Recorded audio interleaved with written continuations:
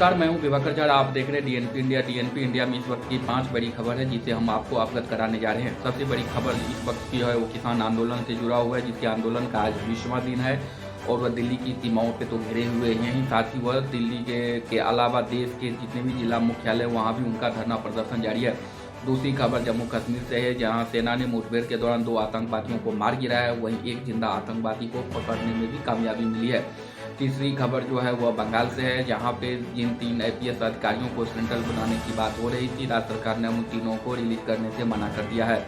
चौथी खबर भारत चीन विवाद से है, जहां विदेश मंत्री एस जयशंकर ने कहा है कि 7 महीनों में जिस तरीके से भारत के साथ इंगेज हुआ है चाइना, अब चाइना भी सोच रहा हुआ कि इन 7 महीनों में भारत के साथ संबंध खराब करने के अलावा उसे क्या मिला, इस पे वो भी विचार कर रहा होगा।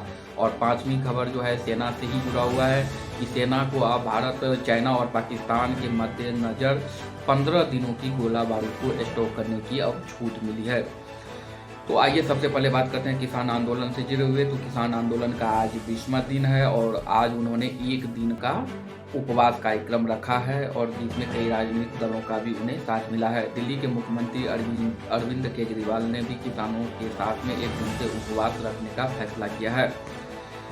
अरविंद केजरीवाल के इस निर्णय के बाद केंद्रीय मंत्री प्रकाश जावड़ेकर ने कहा है कि केजरीवाल का एक उपवास कार्यक्रम किसी पाखंडी से कम नहीं है, क्योंकि ऑलरेडी जो है ये पहले ही किसान आंदोलन से जुड़े नोटिफाई जो है वो कर चुकी है दिल्ली सरकार। ऐसे में इनका अनशन और किसान विरोध में शामिल होना किसी नौटंकी से कम नहीं है। दूसरी खबर बंगाल से आ रही है, जहाँ पे राज्य सरकार और केंद्र सरकार के बीच संवैधानिक और प्रशासनिक संकट खड़ा हो गया है, क्योंकि जिस तरीके से जेपी नड्डा के काफिले पे हमला हुआ था और उसका हमले में तैनात जिन 3 आईपीएस अधिकारी भोला पांडे, राजीव मिश्र और प्रतीक त्रिपाठी को वापस बुलाने की बात हो रही थी, अब राज्य सरकार ने उन तीनों को राज्य में आईपीएस की कमी का हवाला देकर उन्हें वापस भेजने से मना कर दिया है, जिसके बाद राज्य में संवैधानिक संकट पैदा हो गया है। अब देखना होगा कि इस पे आने वाले समय में क्या निर्णय होता है, क्योंकि तीनों ही आईपीएस अधिकारियों ने आज आने जो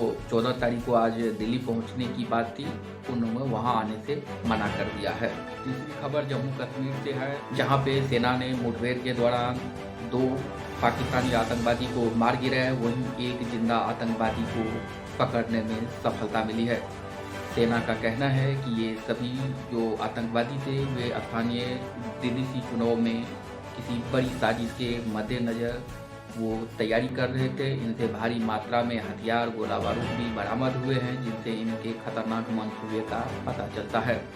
सेना अभी जिंदा पकड़े गए आतंकवादियों से पूछताछ कर रही है। इस बारे में अभी पूरी जानकारी नहीं मिल पाई है और सेना जब पूछताछ करेगी तो इसके बारे में पूरी जानकारी आएगी। इनके साजिश कौन है, साजिशकर्ता कौन है, भारत में घुसने का इरादा क्या था, ये 2 आतंकवादियों से इनकी कैसी मुलाकात हुई, क्योंकि ये स्थानीय आतंकवादी है तो ये इनके संपर्क में कैसे आए, जैसी पूरी जानकारी जो है सेना को अभी से मिलेगा, जिससे सेना को आगामी ऑपरेशन में मदद मिलेगी और कई आतंकवादियों के लिए राज खुलने बाकी है।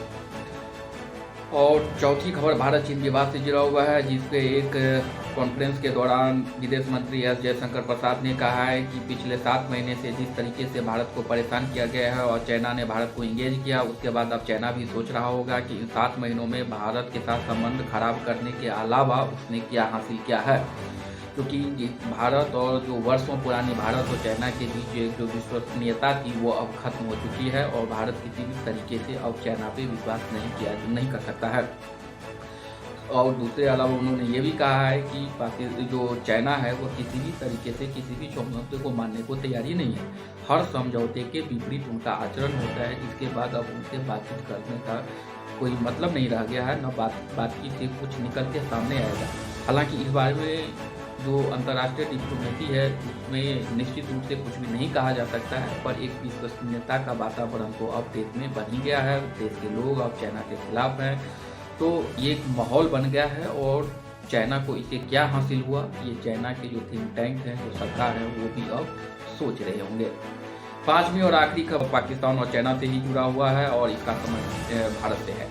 अब भारत ने दोनों देश के सैन्य गतिविधियों को देखते हुए भारत सरकार ने अपनी सेना को आदेश दिया है कि वह अब 10 दिन के बजाय 15 दिनों के गोला बारूद का स्टॉक करे, क्योंकि काफ़ी सारी जो रणनीतियाँ बन रही है उसमें भारत को आगामी समय में हो सकता है कि इन्हें एक साथ दो मोर्चे पे लड़ाइयाँ लड़नी पड़े। वो पाकिस्तान और चाइना भी हो सकता है, दोनों एक साथ हो सकता है, या फिर चाइना या पाकिस्तान। तो इस तरीके से दो मोर्चे, अब भारत दो मोर्चे पे लड़ने की तैयारी कर रही है और इसी के तहत उन्होंने तो अपने जो सेना है उनके जो आपातकालीन जो खरीदने की कैपेसिटी थी, परचेजिंग हथियार गोला, उसको भी बढ़ा दिया है अब। तो आगे आने वाले समय में इससे सेना की मजबूती और बढ़ेगी। तो फिलहाल डीएनपी इंडिया में इतना ही। आगे की खबरों के लिए देखते रहिए डीएनपी इंडिया। जो भी खबरें होगी उसे आपको हम इसी प्रकार अपडेट कराते रहेंगे। आप हमारे चैनल को शेयर सब्सक्राइब जरूर करें। नमस्कार।